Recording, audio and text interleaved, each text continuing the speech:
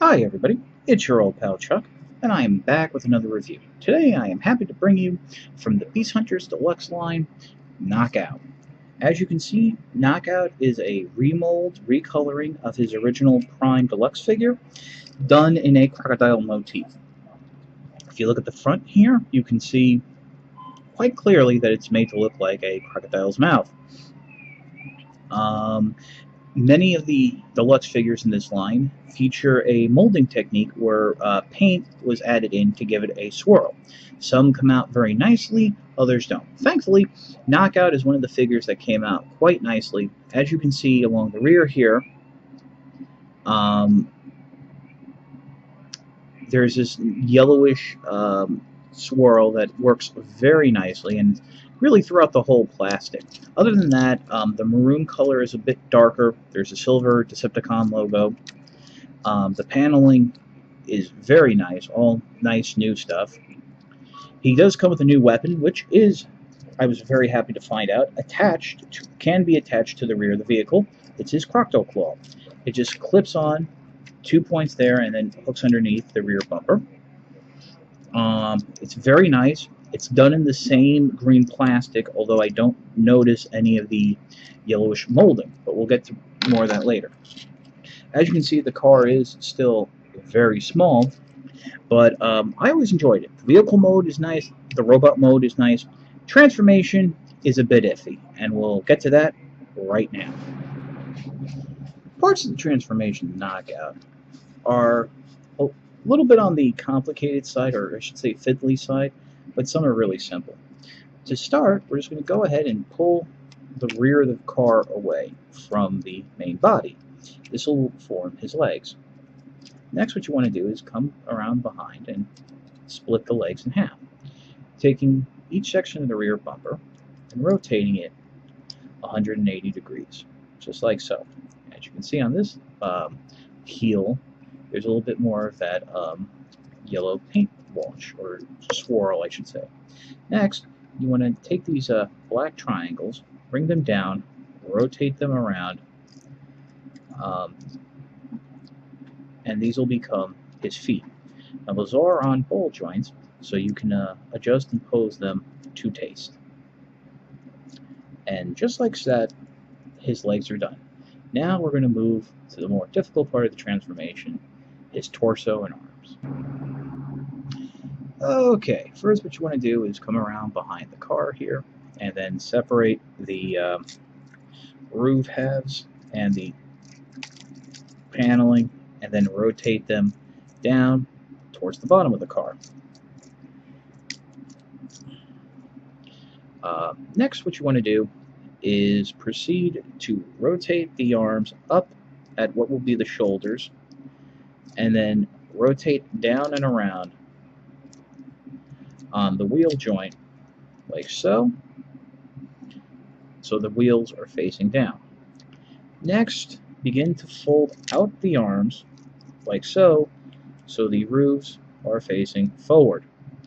At this point, you can go ahead and flip the hands out from the two sides of the roof, and then proceed to fold the arms in so it's that hinge piece is back in, like so, moving the shoulder bit out just to allow you to see a little better. Finally, what you want to do is go ahead, flip up the roof piece, and rotate the arm around. Now, I should mention that on both lower sections of the arm by the shoulder, they are on mushroom caps. And on this arm in particular, it likes to detach from the mushroom cap. It slips back on relatively easily, but it's still a little annoying. Next, what you want to do is go ahead, flip up what will be the crotch piece, as well as the front bumper of the car.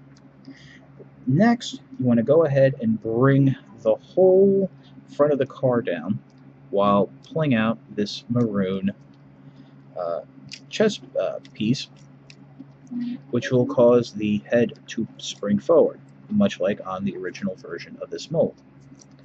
Next, what you want to do is peg the waist in tightly to the spine of the car, and then flip the front bumpers in. They will peg into the side. You can then bring the arms down,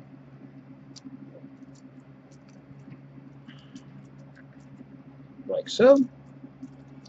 The final bit of transformation will be bringing the shoulder pads up, and there's little hooks on the inside that will then hook on to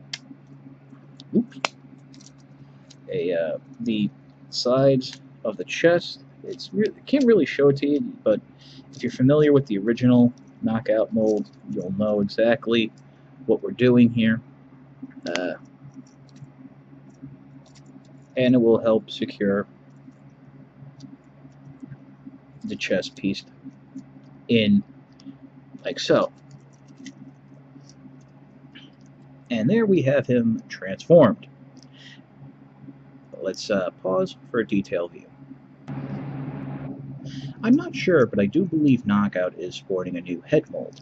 The additional crocodile parts, or I should say remolded crocodile parts, give an already angular figure a little bit more of an angle. You know, Knockout was always very cartoon accurate, that anime style looking. I am impressed right there. You can see the nice little crocodile teeth, but the head is on a swivel joint, and it's, you know, somewhat emotive. You can get some side-to-side action. I think it's actually a ball joint, but it's very tight. Moving down, you have that maroon chest section. You have a golden yellow for his crotch piece, as well as a blaze red, almost blaze orange color around the sides, as well as the kneecaps. Moving down, more of the maroon, and then black for the feet. In terms of articulation, it's the same as the original figure. His arms are on ball joints right there at the shoulder. The elbows can swivel, as I mentioned before, but you do have this issue where the side windows tend to rub up against the shoulders, restricting the amount of bend.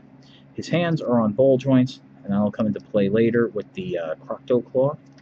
Ball jointed hips that can give you a great amount of rotation, as well as rotation at the upper leg, deep knee bend, and then, as I mentioned earlier, the ball joints are on ankles. Knockout is a figure that really lends itself to dynamic posing due to the joints in his legs and the overall look of the figure. Probably the best part of this new Beast Hunter's Knockout is his Croctoclaw. It features a spring jaw in the front here with painted eyes that are designed to grab onto the arms of the robots, and it's, you know, a good spring, but it's not something you can hang him from or anything like that. There is a plastic chain that comes out of the rear. To bring the handle in, all you want to do is carefully thread the chain in, and then it clips just like that. So then Knockout can either hold it as a blaster like so, or, as I prefer to pose him, hold it like a mace sword type of weapon. One thing that's really cool, bringing Knockout back in, is he retains the pegs from the original version of the mold, where you were able to store his weapon, and you can store it here as well. And it pegs in quite nicely behind the shoulders, and it gives the figure a little more of a filled out look from the back with those raised shoulder pylons. Two things I almost forgot to mention is that on the Croctoclaw, there is actually a free rolling wheel for when it's mounted in vehicle mode to help have it roll along without dragging. Also, on my figure, the hips are just a touch on the side of being loose. They can still hold the pose, but as you're fiddling with it, you'll notice it'll go split-legged. I'm not really worried about that over time, but it's just something I feel I should mention. The Beast Hunter's version of Knockout, I feel, is a much better use of the mold. Vehicle and robot modes are fantastic. The intricacies of transformation are still there. The arms are still way more fiddly than they need to be. But the addition of the crocodile armor, as well as the crocodile claw, make this a very unique mold. If you passed on Knockout the first time, highly recommend picking him up, if you can find him. Being a later wave Beast Hunters figure, you might have an issue finding him on store shelves. This is your old pal Chuck for Knockout. We'll see you next time.